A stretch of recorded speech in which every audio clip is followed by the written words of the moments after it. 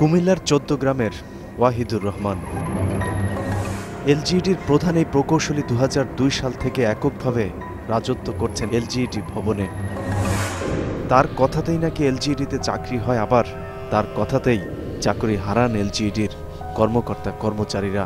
নিজের পছন্দ মতো লোককে নিয়োগ করার জন্য তিনি যা আছে সব কিছু উনি প্রয়োগ করেন। প্রধান প্রকৌশলীর নির্দেশক্রমে জহুরুল আলম মণ্ডল, তারপর হচ্ছে সাত্তার স্যার, এরা প্রায় ৮০ লক্ষ টাকা আমাদের কাছ থেকে খরচ বাবদ টাকার কারখানা বানাইছে, মেশিন বানাইছে। এই এক্সেন এই হাবান্দা দেওয়া করে কি এই করে, দ্যাট ইজ ওই তেল মারার জন্য ওনার কাছে আইসা যাতে উনি ভালো পোস্টিং পায়, উনি কোনো পানিশমেন্ট না দেয়। এলজিইডিকে পিষেই নাকি নিজের শুষে নিয়েছেন শত শত কোটি টাকা। নিজের এখন কত টাকা আছে সেটার সঠিক হিসেবও নাকি তার একার পক্ষে জানা অসম্ভব। প্রথমে ঢাকা থেকেই শুরু করা যাক। রাজধানীর মিরপুরের শেওড়াপাড়ার ১ বিঘা জমির উপর বিশাল বাড়ি রয়েছে ওয়াহিদুর রহমানের। বাসা তো ওনার? হ্যাঁ। বাড়ির মালিক উনি? না, বাড়ির মালিক উনি না? হ্যাঁ। কিছুদিন আগে ধানমন্ডির ৬ নম্বরে ওয়াহিদুর রহমান নাভানার একটি নির্মাণাধীন ভবনের ১০-এর এ নম্বর ফ্ল্যাটটি কিনেছেন। ওয়াহিদুর রহমান সাহেবের ফ্ল্যাট কত তলা এটার? গাজীপুরের মাস্টার বাড়িতে ওয়াহিদুর রহমান তৈরি করেছেন প্রায় ২০ বিঘা জমির উপর বিরাট এক বাগান বাড়ি। সেখানকার কিছুটা আবার অন্যের জমিও দখল করে চলচ্চিত্রটা করতে পাই আমার কাছ থেকে জমি ৭% নিচে। গাজীপুরের পর এবার মানিকগঞ্জ তার রয়েছে আরেকটি বাগান বাড়ি। জেলা সদরের পাশে বিশাল এই বাগান বাড়িটি ২ বছর আগে কেনা।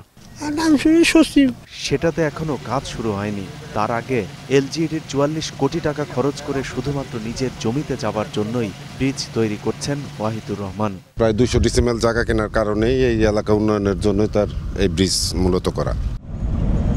এছাড়াও ঝিলমিল প্রকল্পের ৬ নম্বর সেক্টরের ৩০ নম্বর প্লটের মালিকও ওয়াহিদুর রহমান। এটা কি এলজিইডির চিফ ইঞ্জিনিয়ার ওয়াহিদুর রহমান ওনারটা? এটা এর বাইরেও ঢাকার ভেতরে তার বেশ কয়েকটি ফ্ল্যাট থাকবার কথা শোনা যায়।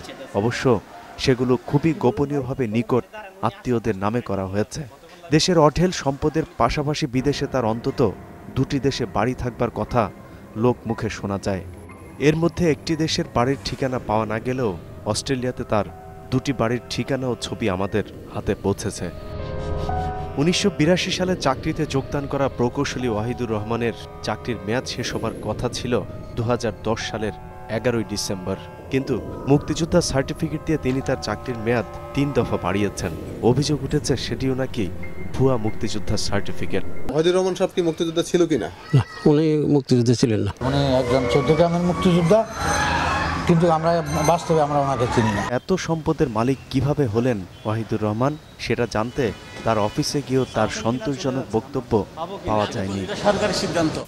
আপনি একজন প্রকৌশলী, তো প্রকৌশলী চাকরি করে বাংলাদেশের মতো একটা দেশে থেকে আপনার এত কোটি কোটি টাকা এগুলো হলো কিভাবে?